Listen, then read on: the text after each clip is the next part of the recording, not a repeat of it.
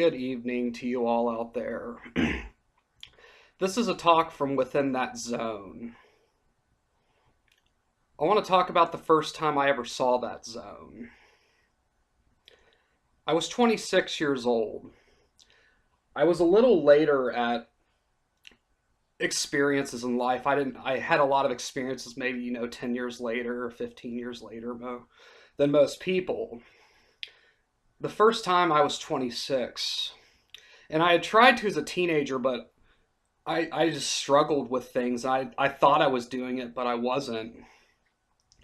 And when I'd actually learned how to properly do it, I was 26 years old. Immediately, it felt like my head was a balloon and it was waving back and forth, but my neck was the string of the balloon. And it felt like a very long string. In my head, the balloon had went all the way up into space and it was peeking out into areas that it had never peaked out before. Now, looking back, I kind of wish I would have been able to know what this was like as a teenager. I think it might have helped me out a lot more. And I might have had more ways, but maybe it was meant to happen when it happened. But I remember there was this incense lit, and there was the smoke was rising off of it. And there was a smoke line that went off to the right, and then there was this one smoke line that went off to the left. And I had this smoke rising metaphors, and it was a metaphor for breaking apart from a lot of things in my life at the time. And it was, the first time seeing the zone. It was very sporadic at first. That first year, this was like 2010, there were two times that I saw that zone. There was another time in early 2011 that I saw that zone as well. I didn't start doing it more, kind of semi more on a regular basis till about the summer of 2011. Um, and then just like that, little bits of time just peeking out into space and going a little farther each time. Um, but there was a certain person I always got saw that zone with. It wasn't till about early 2013 that I had started doing this on my own, and I kind of learned how to go about it on my own, watching a little bit, from him doing it, and now I started doing it within the unblock apartment that I lived in. I didn't really have a chance to do it the way I really wanted to. So that first time I ever did that in that apartment, I had headphone time. And I know headphone time on alcohol was, if I'd go for 6, 7, 8 hours, completely trash to the point that I'm just sitting there naked in this block alone, listening to headphones and escaping that way. We get some water here.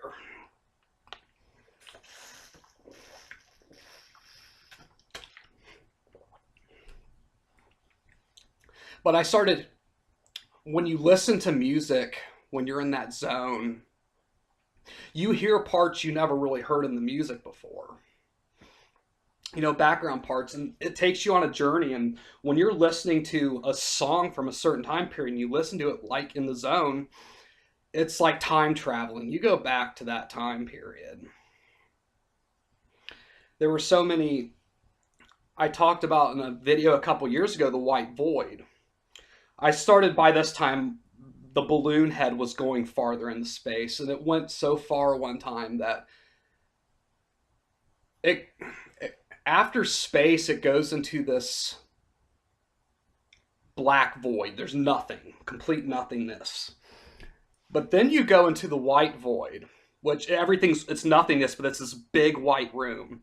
And I know that this does repeat 3 or 4 times. I don't know. That's the farthest I ever made it. This was probably about 2014 when I saw that.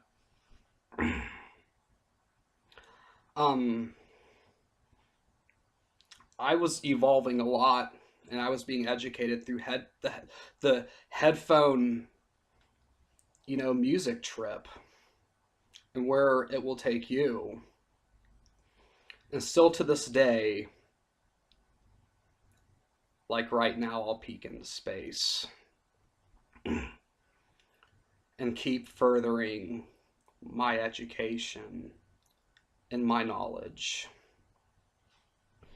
All right, on to the next topic, the job I do. I would do this job completely free, for no money.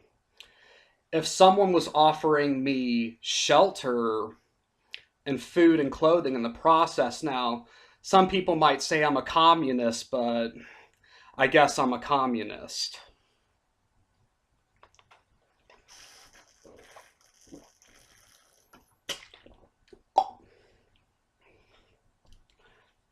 Next subject. Apparently, she didn't know the threefold law. I believe when I was 14 years old, I had some girl put a hex on me, some girl that practiced magic. I remember she had two friends go around asking everyone in the class for hair samples so they could put it in this book. And not knowing at the time, I just ripped some hair out and gave it to them. Well, what I learned later on with magic is if you possess someone, something on their anatomy, a piece of skin, a hair, blood, certain thing like that, you're able to cast spells on them. And I feel I had a very bad outlook on magic when I was a teenager because I knew a lot of people that were practicing this craft to harm people. I feel practicing magic for good is a beautiful thing. The elements of nature. When people practice things to harm people, that still really bothers me. But if someone, I don't worry much about this looking back on it, because if someone puts a hex on you, don't worry, because it's going to come back on them threefold. So you're actually going to have it easier in the long run.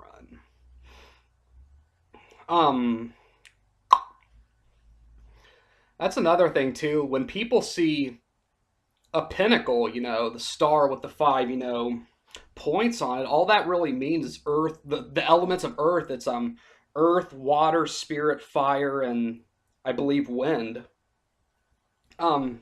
People will see it and they'll say that's a satanic symbol or that's like an evil symbol, and I'm like, do people think water's satanic? Do they think the air is satanic? Mother Earth is satanic? Wind is satanic? And that's another funny thing too when people talk about the religion of Satanism. I don't really consider myself a Satanist, but it's funny when people say, oh, Satanists worship Satan. Satanists don't even believe in Satan. The name is basically to piss off conservatives. And Satan in general is, a role model in that. Because when you look at the amount of people that, Satan killed in the Bible and the Christian God killed in the Bible, you find out Satan isn't so much the bad guy. But I'll say, I used to be very angry with Christianity when I was younger. There were things that really bothered me about it. Thing is, as I've evolved, I can see good in that. There's good in the Holy Bible. There's good lessons to be taken for that, and there's good lessons to be taken from the Quran too.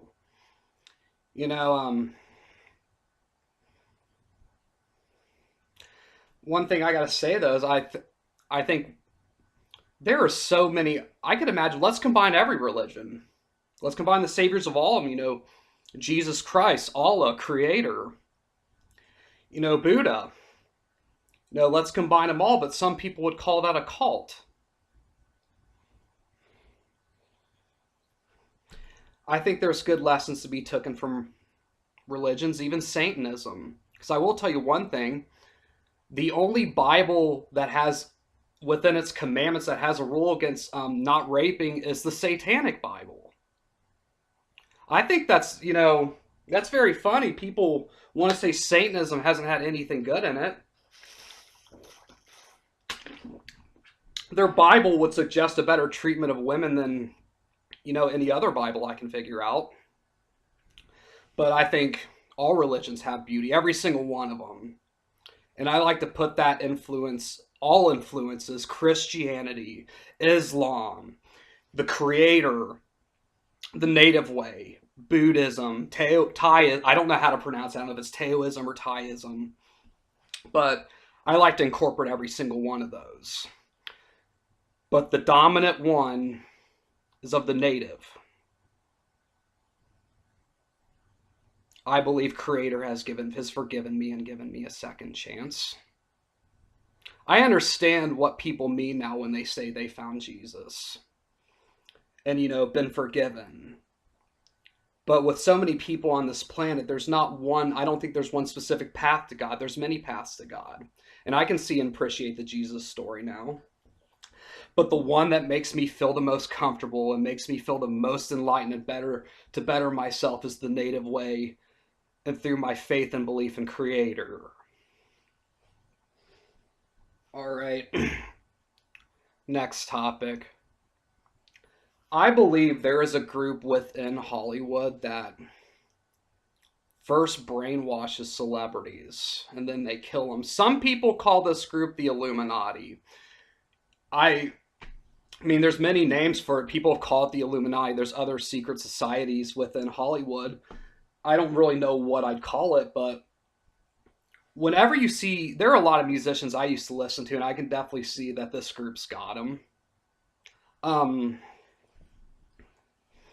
When you hear the term someone said like a band sold out, I remember hearing that. When a band sells out, that's around the time they get captured by this group. Because a lot of these groups, they start out intense within the underground. And there's a proper way I feel about being known. Because sometimes things within the underground are going to spill into the mainstream.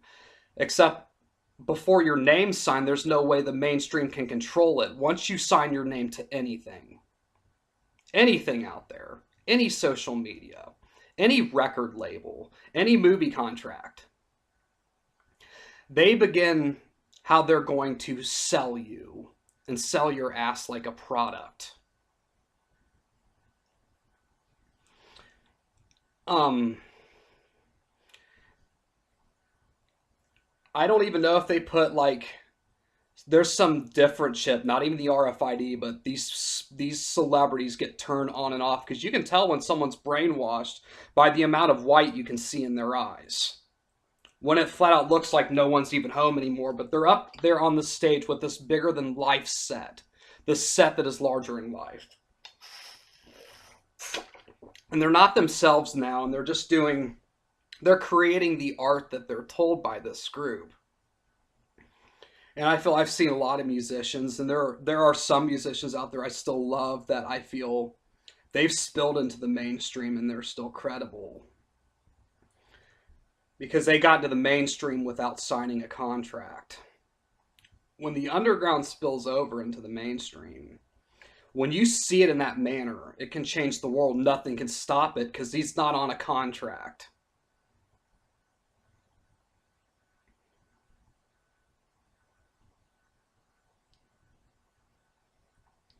I think we've seen a lot of musicians that have been killed off by this because one of the ways celebrities die is they join this group. And then they expose things about this group and they start talking about it. And that's when they get, basically their chip gets cut off. In so many areas, even movies, we've seen actors and actresses fall to this Hollywood machine. This Hollywood machine that brainwashes America and tells us what's considered attractive and what's considered beautiful. And people strive for these false Hollywood images that we're sold. We see it every day at the grocery store, these fucking tabloids. I can't even look over at this garbage anymore when I'm in a grocery store. I refuse to because it's mind-numbing drivel. And that's what this group does. They take celebrities and turn them into puppets, all while promoting this image of what you should be. Because when you feel like shit and feel disgusting about yourself, you're not willing to stand up for yourself or fight back. we're brainwashed through the media, and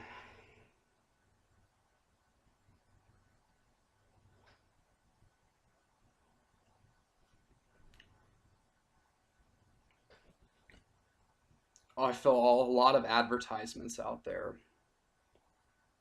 The world's a big advertisement. I remember once hearing someone say, "Oh, well, there might be a sun simulator, but they haven't thrown it up in the sky yet. It's just a patent. They're just trying it out." They're like, "Oh, they just got patents." You mean someone's trying to patent the sun? Okay, even if it hasn't been up in the sky, why is someone trying to patent a artificial sun? I think something's about to happen. The fact we're preparing for some kind of artificial sunlight. How the hell are we going to use this? But we're going to use it somehow because someone's trying to patent the sun.